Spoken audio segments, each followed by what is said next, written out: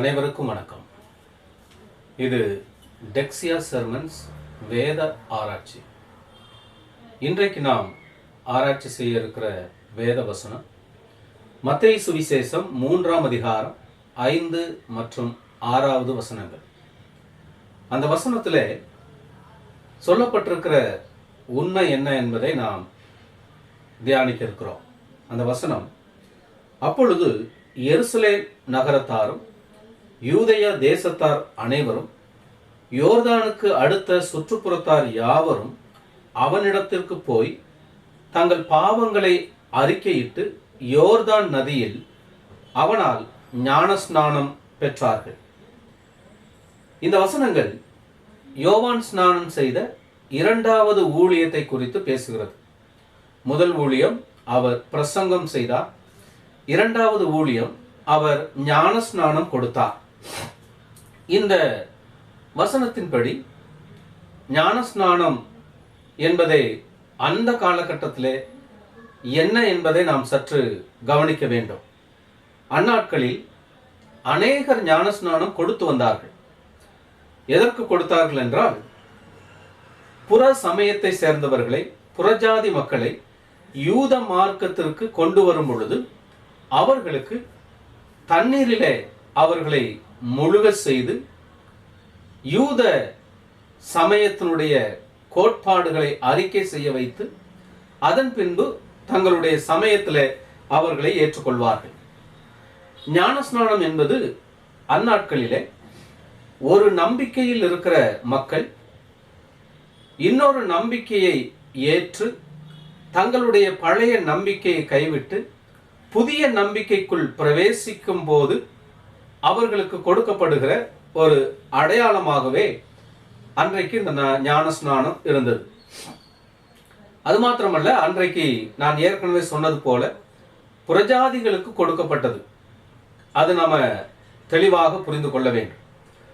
ஆனால் இந்த வசனத்தில், நாம் வாசித்த இந்த வசனத்தில், யோவான் ஸ்நானன் யாருக்கு ஞானஸ்நானம் கொடுத்தார் என்பதை நாம் கவனிக்க வேண்டும்.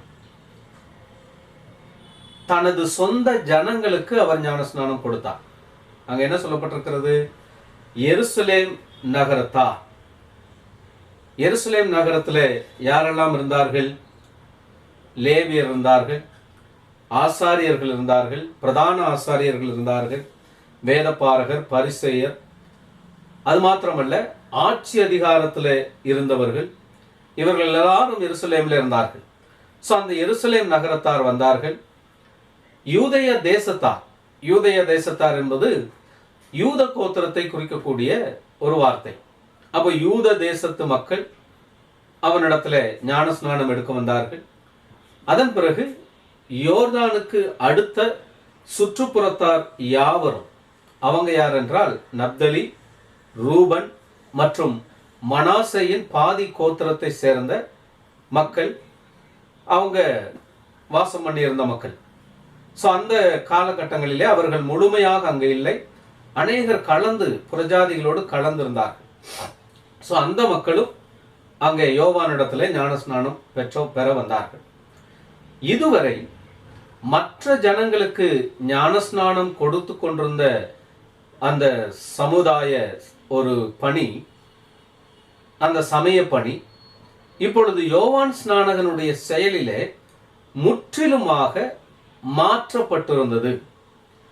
புறஜாதி மக்கள் யூத சமயத்தை ஏற்றுக்கொள்வதற்கு ஞானஸ்நானம் எடுத்து உள்ளே வந்தார்கள். ஆனால் இப்பொழுது யூத மக்களே, இஸ்ரவேல் மக்களே ஞானஸ்நானம் பெற்று புதிய ஒரு வழிமுறைக்கு வந்திருக்கிறார்கள். அதுதான் இந்த வசனம் நமக்கு சொல்லுகிற உண்மை. என்ன புதிய வழிமுறை? அவர்கள் யோவான் ஸ்நானனுடைய பிரசங்கத்தை கேட்டார்கள். பிரசங்கத்தை கேட்டவர்கள் மனம் திரும்பி இருப்பார்கள். ஏனென்றால் அவருடைய பிரசங்கமே மனம் திரும்புங்கள், பரலோக ராஜ்யம் சமீபித்திருக்கிறது என்பது. அப்போ தேவனுடைய ஆளுகைக்கு தங்களை முற்றிலுமாக அர்ப்பணிப்பதற்காக மனம் திரும்பின மக்கள், யூத மக்கள், புதிய வழிமுறைக்கு அவர்கள் தங்களுடைய வாழ்க்கையை மாற்றி அமைப்பதற்கு அடையாளமாக இந்த ஞான ஸ்நானத்தை பெற்றுக்கொண்டார்கள். இதுதான் 5வது வசனத்திலே நமக்கு சொல்லப்பட்டிருக்கிற உண்மை. இப்ப 6வது வசனத்துல இப்ப வந்த எல்லாரும் மனம் திரும்பினார்களா என்கிற ஒரு கேள்வி நமக்கு எழக்கூடும். அதற்கு பதில் 6வது வசனத்துல இருக்கிறது. 6வது வசனத்துல என்ன சொல்லப்பட்டிருக்கிறது? தங்கள் பாவங்களை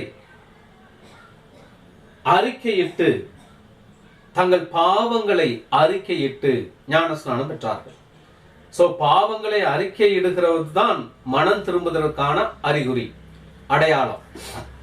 பிரியமானவர்களே, ஞானஸ்நானம் பெறுகிற நபர் கண்டிப்பாக தன்னுடைய மனமாற்றத்துக்குரிய அடையாளத்தை காட்ட வேண்டும். அதுதான் பப்ளிக் கன்ஃபெஷன். பொதுவாக பொதுமக்கள் முன்னிலையிலே, அனைவரும் கூடியிருக்கிற முன்னிலையிலே தாங்கள் என்ன பாவங்கள் செய்தார்கள் என்பதை அவர்கள் அறிக்கை செய்ய வேண்டும். ஏனென்றால் சுற்றி பார்க்கிற மக்கள் ஞானஸ்நானம் எடுக்கிறவர்கள் யாராக இருந்தார்கள், அவர்களுடைய வாழ்க்கை முறை எப்படி இருந்தது, அவர்களுடைய பேச்சுக்கள் எப்படி இருந்தது, அவர்களுடைய பழக்க வழக்கங்கள் எப்படி இருந்தது, அவர்கள் என்ன செய்து கொண்டிருந்தார்கள், என்ன செய்து கொண்டிருக்கிறார்கள், எல்லாவற்றையும் நன்றாக அறிந்திருந்தார்கள். அப்படிப்பட்ட மக்கள் முன்பதாக தங்களுடைய வாழ்க்கை இனி ஒரு மாற்றத்தை நோக்கி பயணிக்க இருக்கிறது, ஒரு மாறுபட்ட வாழ்க்கை முறையை நாங்கள் காட்டப் போகிறோம் என்பதை அடையாளப்படுத்துவதற்காக இந்த ஞானஸ்நானத்தை எடுக்கிறார்கள். ஆகவேதான் அந்த மக்கள் வந்து தங்களுடைய பாவங்களை அறிக்கையிட்டு அவனிடத்துல ஞானஸ்நானம் பெற்றார்கள். பிரியமானவர்களே, 2 விஷயம் இந்த வசனத்துல நமக்கு உன்னிப்பாக தெளிவாக புரிகிறது. என்னவென்றால், சொந்த ஜனங்கள் ஞானஸ்நானம் எடுக்க வேண்டும். இதுவரை மற்ற ஜனங்களுக்கு அவர்கள் கொடுத்து கொண்டிருந்தார்கள். ஆனால் யோவான் செய்தது, நீங்கள் ஞானஸ்நானம் எடுக்க வேண்டும், நீங்கள் மனம் மாறி ஞானஸ்நானம் எடுக்க வேண்டும். அதே போல மனம் மாறியதற்கு அடையாளமாக பாவ அறிக்கை பப்ளிக்கா செய்ய வேண்டும், பொதுவாக செய்து முடிக்க வேண்டும் என்பது அங்கு புரிகிறது. ஏனென்றால் 1 பேதுரு 4ஆம் அதிகாரம் 18வது வசனம் சொல்லுகிறது, நீதிமானே ரட்சிக்கப்படுவது அரிதானால் பக்தி இல்லாதவனும் பாவியும் எங்கே நிற்பான்.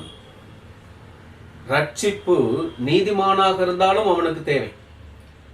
நீதிமான் ரட்சிக்கப்பட வேண்டும். இன்றைக்கு நம்முடைய சபைகளிலே நாம் யோசிக்க வேண்டிய விஷயம், சபை விசுவாசிகளுக்கு நாம் ஞானஸ்நானம் கொடுக்க வேண்டும், சபையில இருக்கிறவர்களுக்கு ஞானஸ்நானம் கொடுக்க வேண்டும். சபை விசுவாசிகளுக்கு ஞானஸ்நானம் கொடுக்க வேண்டும் என்றால் அந்த விசுவாசிகள் பப்ளிக்கா பொதுவாக சபையிலே தங்களுடைய பாவத்தை அறிக்கை செய்ய வேண்டும். பாவ அறிக்கை செய்வதுதான் அவர்கள் இவ்வளவு காலமாக கேட்ட பிரசங்கத்திற்கு அவர்கள் மனம் மாறினார்கள் என்பதனுடைய அடையாளம். இவ்வளவு காலம் அவர்கள் எவ்வளவு காலம் கேட்டார்களோ அந்த பிரசங்கத்தை எல்லாம் கேட்ட அவர்கள் மனம் மாறி இருக்கிறார்களா என்பது அவர்கள் செய்கிற பாவ அறிக்கையிலே வெளிப்படும். ஆகவே பிரியமானவர்களே, இன்றைய ஊழியர்கள், சபைகள் கவனிக்க வேண்டிய ஒரு விஷயம், வேதம் நமக்கு ஞானஸ்நானத்தை குறித்து ஒரு காட்டி இருக்கிற ஒரு வழிமுறை, நாம் பின்பற்ற வேண்டிய வழிமுறை என்னவென்றால், சபை விசுவாசிகளுக்கு ஞானஸ்நானம் கொடுக்க வேண்டும். கொடுப்பதற்கு முன்பதாக அவர்கள் தங்கள் பாவங்களை மக்கள் முன்பதாக அறிக்கை செய்ய வேண்டும். அதன் பிறகு அவர்கள் ஞானஸ்நானம் எடுக்க வேண்டும். பிரியமானவர்களே, இந்த வழிமுறையை இன்றைக்கு சபைகள் பின்பற்றுகிறதுல ரொம்ப எச்சரிக்கையாகவும் கவனமாகவும் இருக்க வேண்டும்.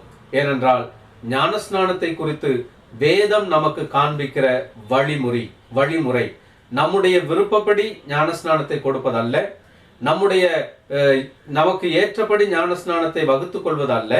வேதம் சொல்லுகிறபடி நாம் ஞானஸ்நானம் கொடுக்க கடமைப்பட்டவர்களாக இருக்கிறோம். அடுத்த தொடரில் உங்களை சந்திக்கும் வரை உங்களிடமிருந்து விடைபெறுவது போதகர் டேனியல் நந்தகுமார். கர்த்தர் உங்களை ஆசீர்வதிப்பாராக. ஆமென்.